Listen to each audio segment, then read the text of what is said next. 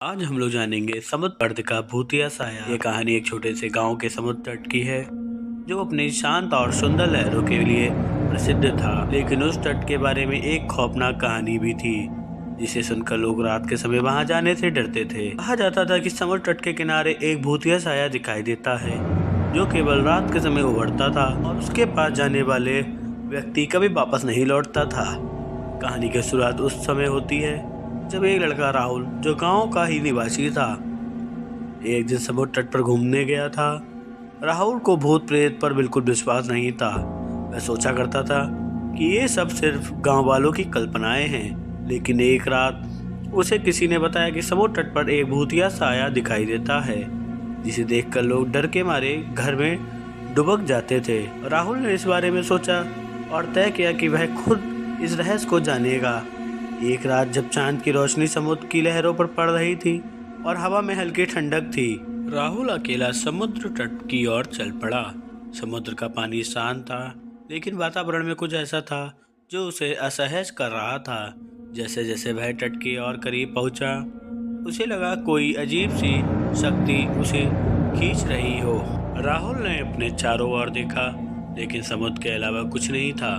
अचानक उसकी नज़र एक धुंधली अदृश्य की छाया पर पड़ी जो लहरों के बीच तैरती हुई दिख रही थी।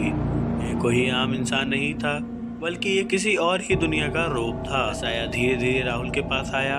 राहुल ने डरते हुए कदम बढ़ाए लेकिन वह साया अब और भी करीब था। वह साया एक महिला का था जिसकी सफ़ेद साड़ी समुद्र की लहरों के साथ बह रही थी और उसके चेहरे पर एक गहरी उदासी थी। उसकी आंखें जैसे किसी अंधेरे गहरे कुएं जैसी थी जिनमें कोई भावना या आस्था नहीं थी। वह महिला राहुल के कुछ कहे बिना बस उसकी ओर देख रही थी।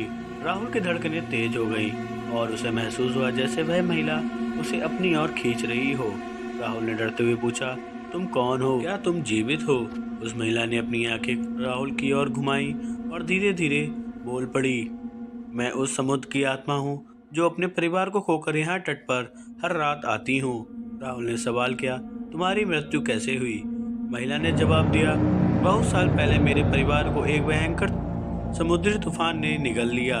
मैं समुद्र के किनारे खड़ी थी और मेरी आंखों के सामने मेरे बच्चों और पति की लाशें बह गईं। उस तूफान ने मेरे पूरे परिवार को मुझसे छीन लिया और मैं तब से इसी समुद्र तट पर इस साये के रूप में आती हूँ। हर रात मैं आपकी दर्दनाक मौत की यादों से परेशान रहती हूँ। जैसे ही वह महिला अपनी कहानी पूरी कह रही थी, राहुल को एहसास हुआ कि वह आत्मा अब पूरी तरह से परेशान और आकर्षित हो चुकी थी। उसकी आंखों में एक खौफनाक चमक थी और उसका चेहरा विकृत होने लगा। राहुल ने अचानक महसूस किया कि वह आत्मा उसकी तरफ बढ़ रही थी और उसकी आंखें तेज हो गईं। राहुल ने डर के मारे भागने का फैसला किया। वह तेजी से दौड़ा और समुद्र तट के बाहर निकल आया। वह रात राहुल के जीवन की सबसे डरावनी रात बन गई। उसने समुद्र तट के बारे में सुनी सभी बातों को सच्चा माना। अब वह किसी भी हालत में रात के समय समुद्र तट के पास नहीं जाता।